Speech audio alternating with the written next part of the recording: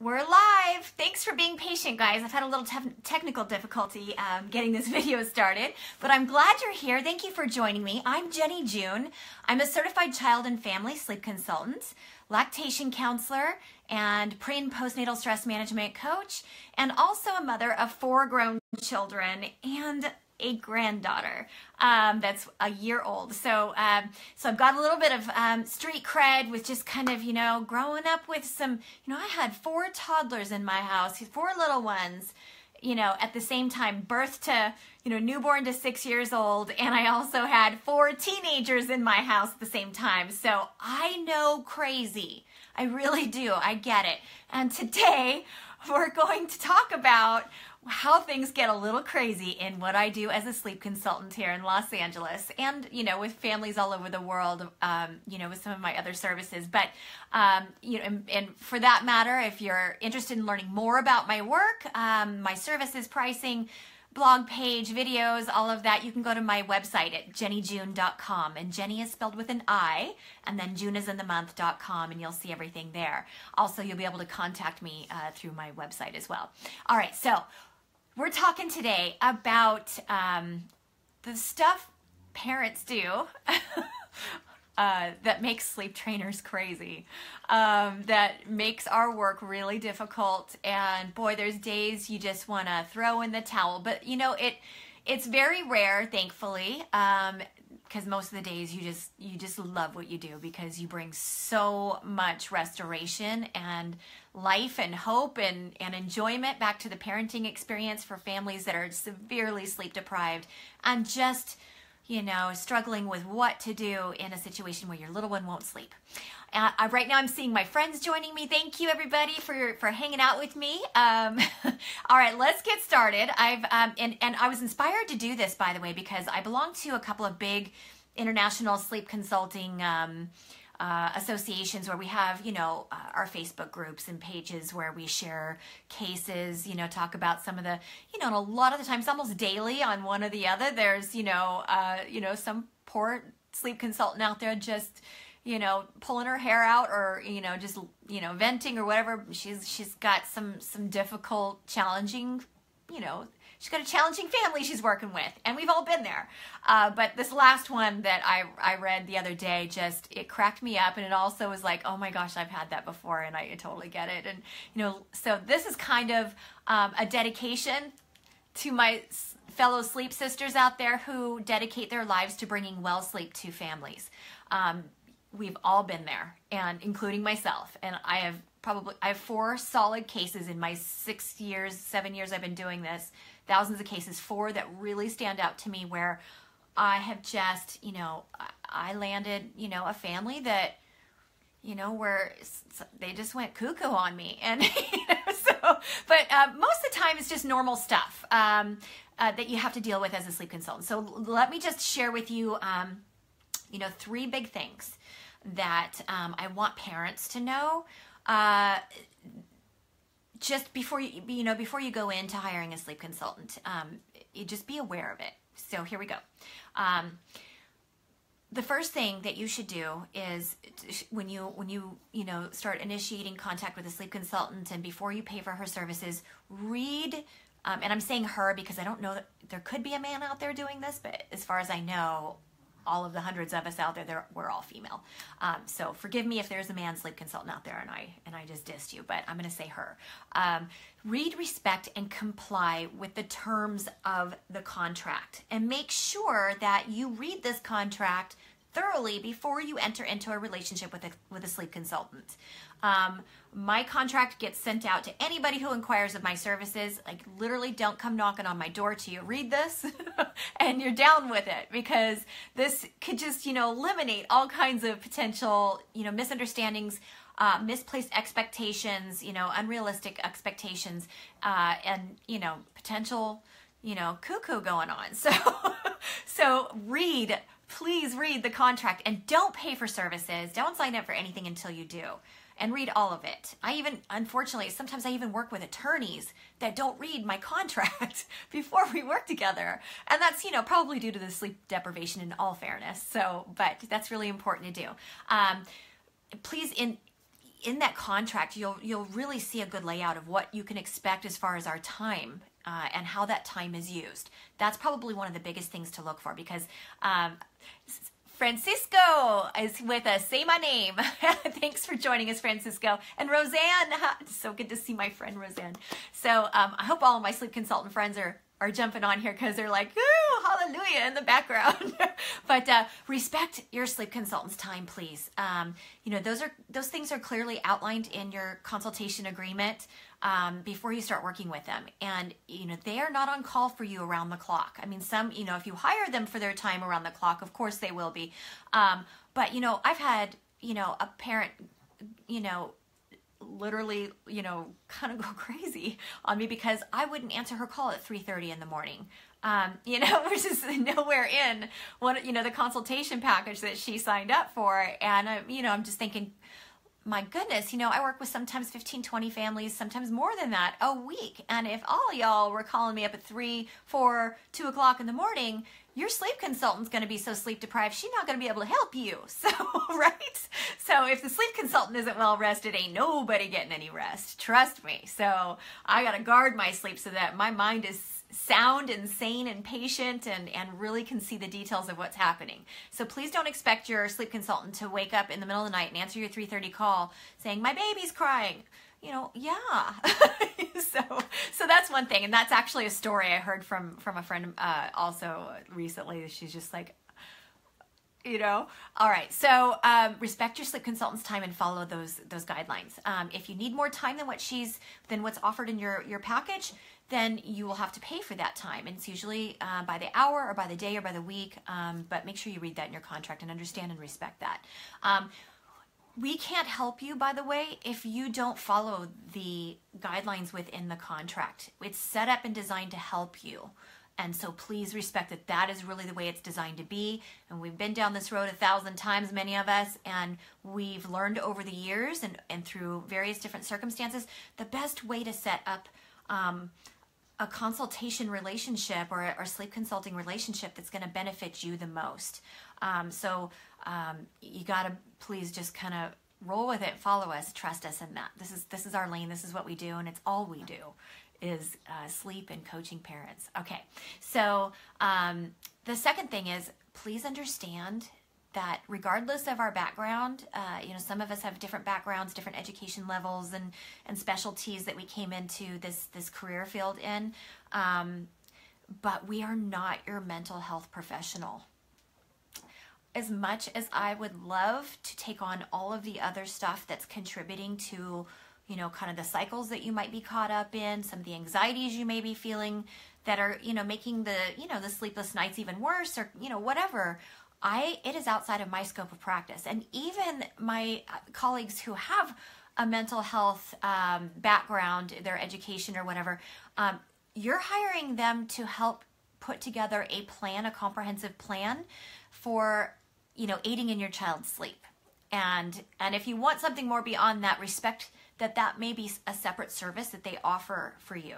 But our job as a sleep consultant is not to, you know, to deal with mental health issues. It's outside of our scope of practice. It's irresponsible for us to take on that role for you. But it is our responsibility to be your coach and your partner, your accountability partner, to follow the sleep plan that was created uniquely for you and your family. And there's a big difference between a coach. You know, for instance, life coach is different than a psychotherapist. You know, so we're just your coach. We're your accountability partner. And that is really all you need if you're focused on the right things when you enter into this process, wanting to improve sleep. And so, you know, please take that into consideration. All right. The other thing is, please take responsibility for your mistakes, for your state of mind. If you're fresh out of the hormonal upheaval that happens, the fluctuations in those hormones that, gosh, they go on for almost a year. For me, I was like hormonal for a year after each of my 4 kids. It was a tough road. Those were deep waters to navigate in addition to sleep deprivation and just being anxious as a new parent. And no matter how many kids, people think I'm a genius because I I survived raising 4 kids that were very close in age, and they're all fabulous young adults now. But each one is born with a different personality, a different temperament, a different perspective on the world. Some are easier than others, and some of them are better, naturally just going to yield to sleep a little bit easier than others.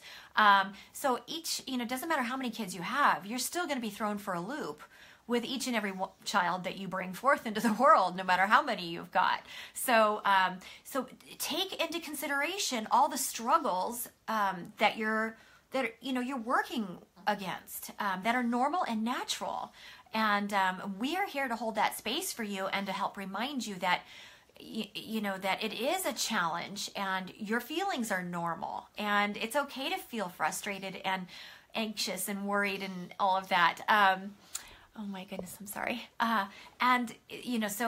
But take accountability for that, because sometimes, out of the abundance of the heart, the mouth speaks, and you take it out on your sleep consultant. And that's not fair to her. And it's also not fair to you, because you're not going to learn anything unless you really get a firm hold on what you're experiencing and why. The feelings around the challenge are really your responsibility. They're not your sleep consultant's responsibility. So always take a deep breath. Process your feelings with maybe your partner or a friend, or write them out before you go off on a 10-page letter to your sleep consultant, reading into a tiny sentence in an email that she wrote, all kinds of craziness. I've seen a lot of, over the years with these, some of these cases that we share, it's so sad the way that, some families treat the sleep consultant, and it's irresponsible. And a lot of people these days don't take responsibility for their behavior, their actions, or their state of mind. Just be realistic. We've all been there. Your sleep consultant has been there. If she's had a child, let me tell you, she can relate, but it's not her responsibility. So please, that's probably the one I'm getting all kinds of love right now, probably from some sleep consultants out there on that one, because that's a challenge. All right. So, and by the way, when you're sleep training your child, depending on what method you've chosen to go with, you have to, at some point, quit curling up in the fetal position with the baby monitor and get some sleep yourself, or you are not going to be able to sustain the what it takes to follow through and be consistent for your child, and you're going to be cuckoo. And sleep deprivation will drive you batty in no time. Literally 48 hours, you will be crazier than, just nuts. So don't do that to yourself. Get some sleep while your child is sleeping. All right. The next thing is, remember, we can coach you through this process. When I talk about responsibility, we aren't there unless you've hired us to be there, round the clock. We aren't there to see if you're actually really complying with your plan. And sometimes we're in denial and unaware of our own, as a parent, we're unaware of our own habits and behaviors and things like that. So we can't control what really goes on behind the scenes. We try to do our detective work and help the truth of what's happening kind of come out, so that you can see it and be aware and make changes that are necessary to improve the situation. But we can't control what happens behind the scenes. We don't really know. And, just understand that. All right. And if you aren't feeling emotionally stable in the process, girls, please just give yourself permission to push the pause button.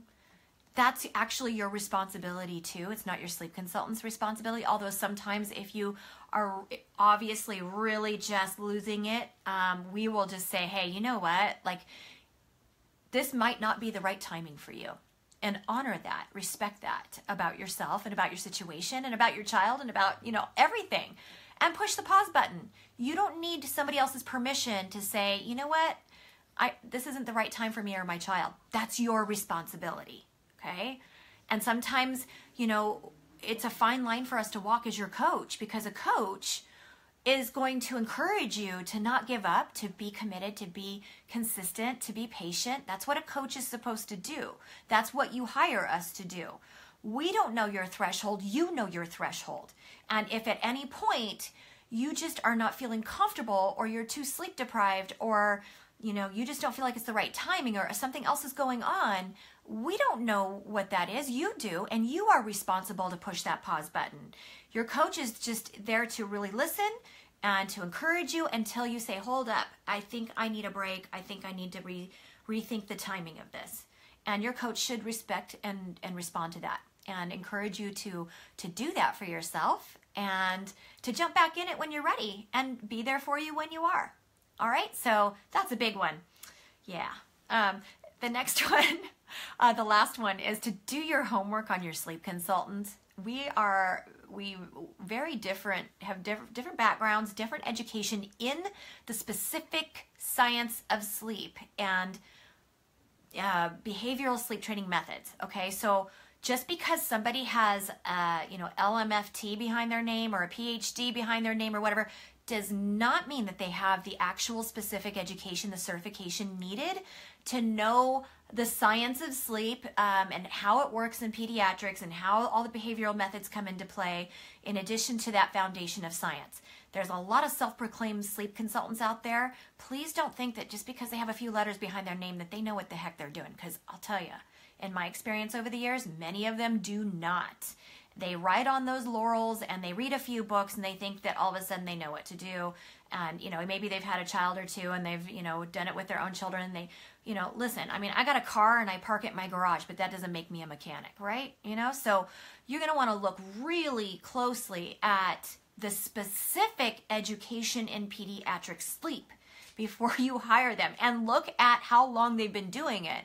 And if this is their full-time job that they've committed their life to, it's the lane they drive in. They've been doing it a long time, and they've got thousands of cases that they have successfully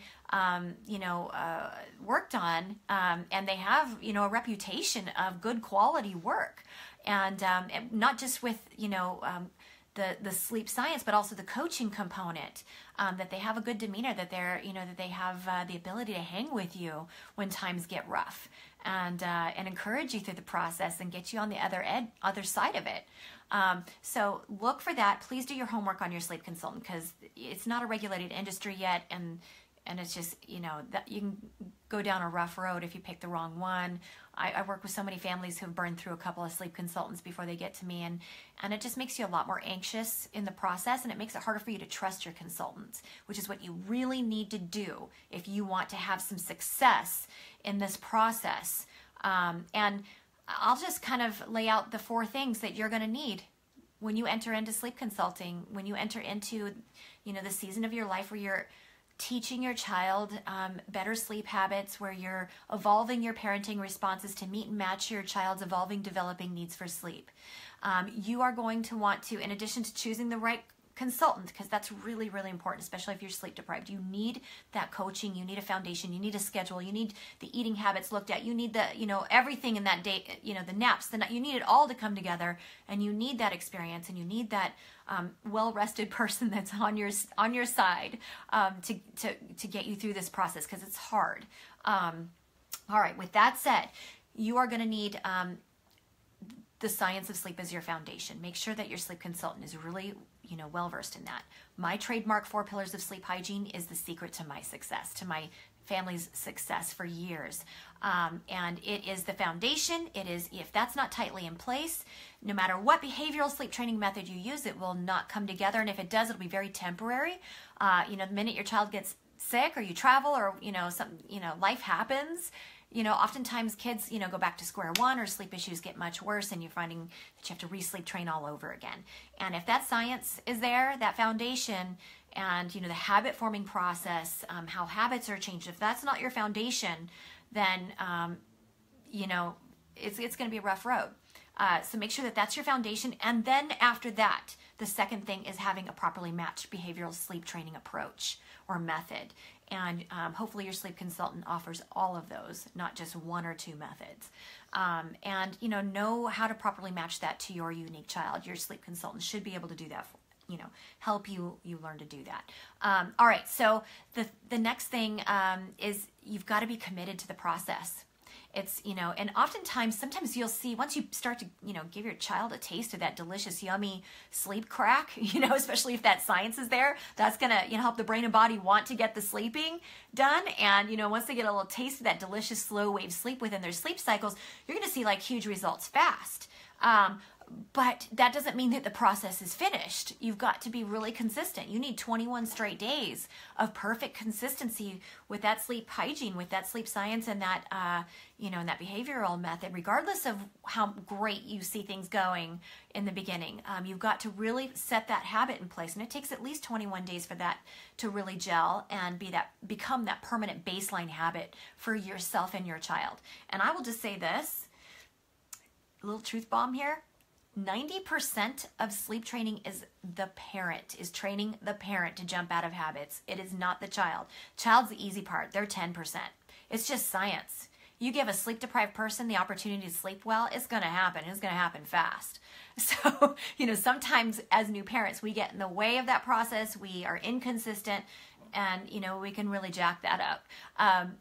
Well-meaning, of course, but, just we don't know what to do. And so anyways, saying that. All right, with that said, after the commitment would be the consistency. You really do have to have that consistency in place hourly through the process. Perfect consistency.